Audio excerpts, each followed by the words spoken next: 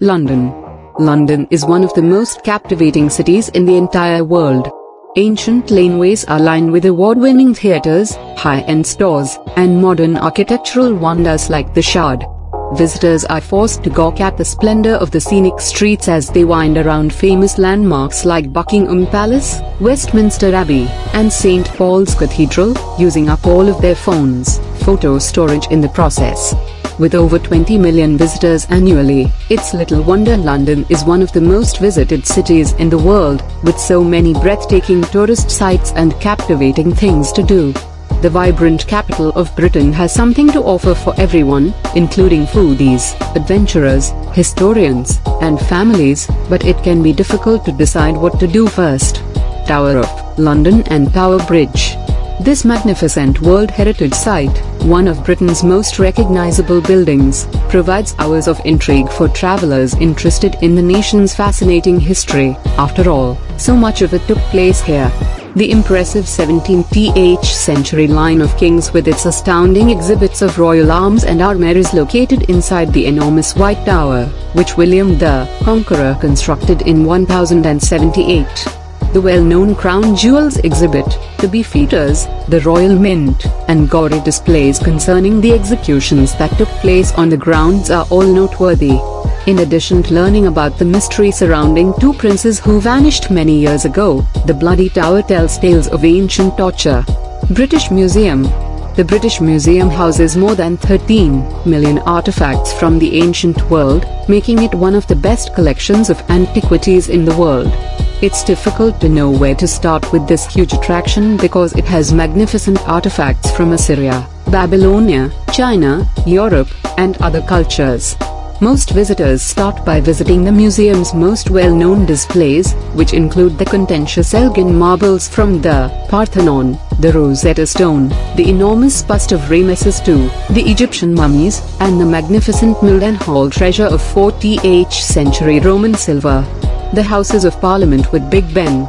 Big Ben, a massive clock with a resonating bell, is housed in a 318-foot tower that screams London more than anything else.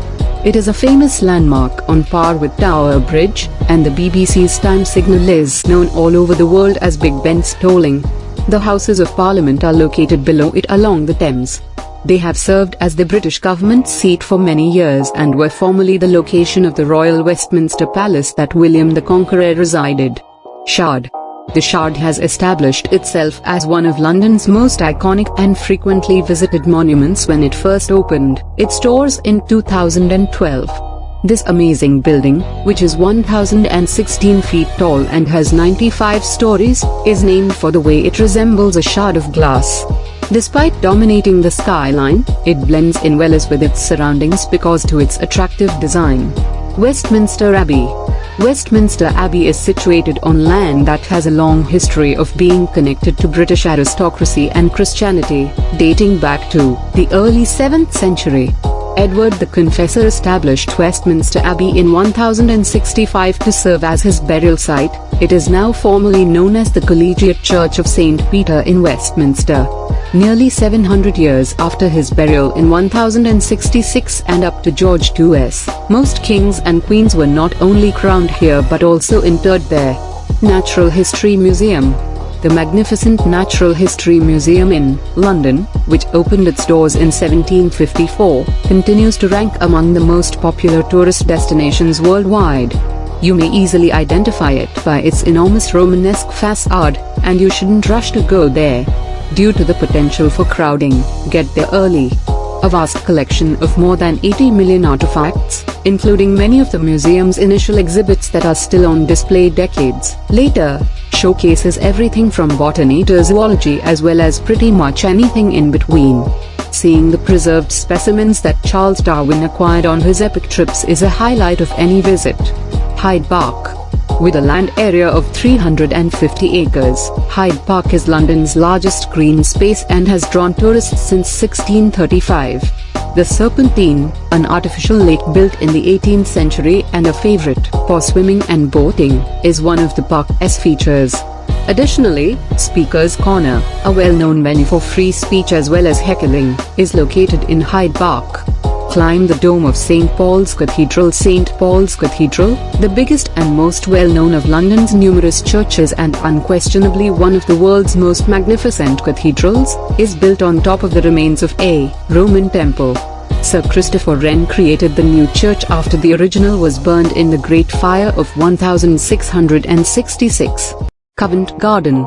The Covent Garden market halls are just the beginning of the area, which also includes the central square with its very skilled and distinctive street performers, the stores and eateries on Long Acre and other nearby streets, those on Neal's Yard, and those on Seven Dials.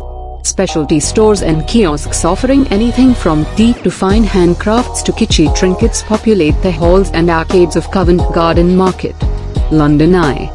The London Eye, also known as the Coca-Cola London Eye, is the largest observation wheel in Europe and was constructed to commemorate London's Millennium celebrations in 2000.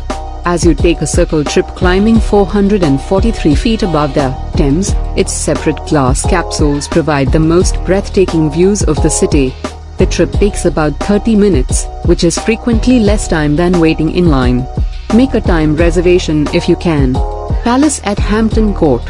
One of the most well-known palaces in all of Europe, Hampton Court is a wonderful addition to the Thameside attractions in London. Elizabeth I first heard the news of the Spanish Armada's loss in this palace's Great Hall, which was built during Henrietta's reign and is rumored to be haunted by two of his 6 wives.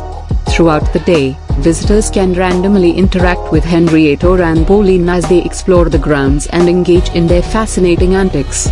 You might even be required to take part in a court proceeding, depending on the time and date of your visit. Greenwich and Docklands. The center of British naval strength for decades, Greenwich is best known to visitors as the residence of the Cutty Sark, the final tea clipper to travel between Britain and China in the 19th century. The Discover Greenwich Visitor Centre, which features exhibits reflecting more than 500 years of nautical history, and the Palladian House known as Queen's House, are both close to the ship. The National Maritime Museum's outstanding holdings, the largest of their kind in the world, provide historical context for the Royal Navy. And one of the strangest things to do in London is to stand astride the Meridian Line with 1 foot in each hemisphere in the Meridian building of the Royal Observatory. Richmond Park. When visiting Richmond Park, it can be difficult to imagine that you are in London, technically just outside London. This lavish natural wonderland, one of the 8 royal parks, features everything you'd expect from an English park: winding walkways, lush woodland, glittering lakes, horse stables and trails, bike lanes, and numerous picnic areas. It's also one of the most intriguing of the 8 royal parks. Kew Gardens. One of the nicest things to do in London is to spend the day visiting Kew Gardens. This amazing location, a UNESCO World Heritage Site, is home to more than 50,000 living plants and some of England's most exquisitely landscaped gardens. Kew, also known as the Royal Botanic Gardens, is a tranquil retreat from the bustle of central London and a pleasant breath of fresh air for visitors. It is located in southwest London on the south bank of the Thames. There are several jumbo aircraft nearby because the area is on a flight path, but this only adds to its attractiveness for young children.